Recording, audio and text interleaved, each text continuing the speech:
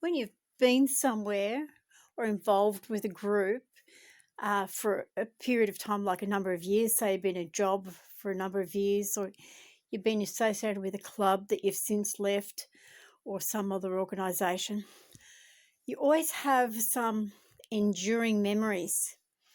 Like, of course, you don't remember everything, but there are some things that stand out that last over the years that you remember. Just things that were really peculiar to you, or were not very nice or hilarious or whatever. So I was at Wollondilly Council as a councillor for only 4 years. And the only thing that really stands out is the fact that I was repeatedly drugged and repeatedly interrogated and singled out to be picked on, and I still really don't know why. Whatever the reasons that these people had to besiege me, it's all between their ears.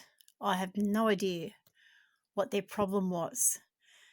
It got to the stage where the majority of the councillors and the majority of the executive staff detested me.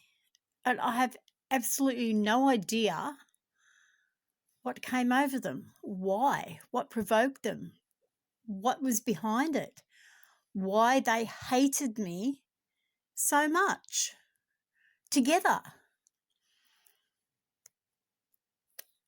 When you read what Carl Jung has got to say about mass psychosis, that's where it all starts to make sense. Until I discovered his work, it just did not make any sense at all. It's like during the time that they interrogated me, they made me relive my entire life up until that time. Literally, they made me go through all the bad memories that I had and made me relive them. So I was pretty well emotionally shattered for a couple of weeks after that. And I mean emotionally shattered. I couldn't open my mouth without crying. I couldn't go anywhere without crying. I was a complete wreck, and it still distresses me remembering what they did to me. It's not so much the memories that they dredged up, but the fact that human beings could do that to another person who'd done absolutely nothing to them, I find that pretty crushing. So what they seemed to enjoy doing was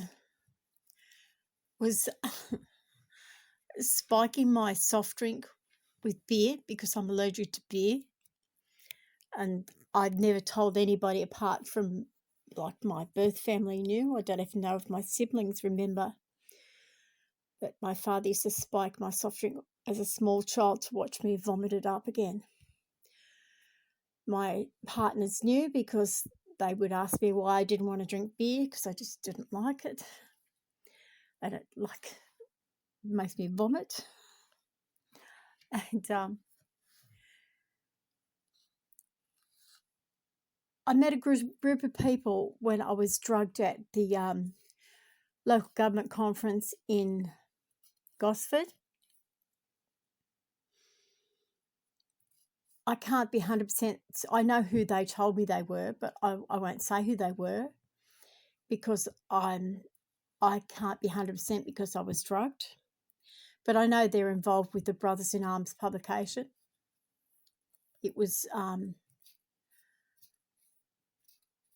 3 or 4 persons, very identifiable and associated with the Brothers in Arms publication. They're all males. So that's obviously, when I try to rake through all my memories, it's the Brothers in Arms publication that seems to have been the kingpin in the whole thing, the glue that held the hate together, if you like.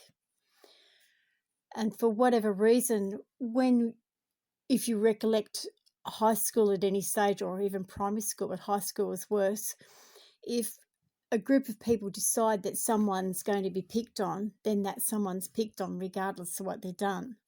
And that's basically what they did to me. They decided that somehow I was at fault because of this Brothers in Arms story. Somehow I was at fault, and so I was going to be singled out and picked on, and that was it, And it didn't matter what I did or what I said or who I really am. They're convinced that I had to be a person they wanted to annihilate. And that's how it went. That was my time on council. Lynette Stiles' publication about her being segregated is complete utter bullshit. I was one that was segregated. She was fine. She was in with one of the two groups. There was two groups, 3 or 4 in each of them. Well, there's 3 in one group and 4 in another one, and I think I was the one that was without a group. Quite happily, thank you very much. I don't need to belong to a group.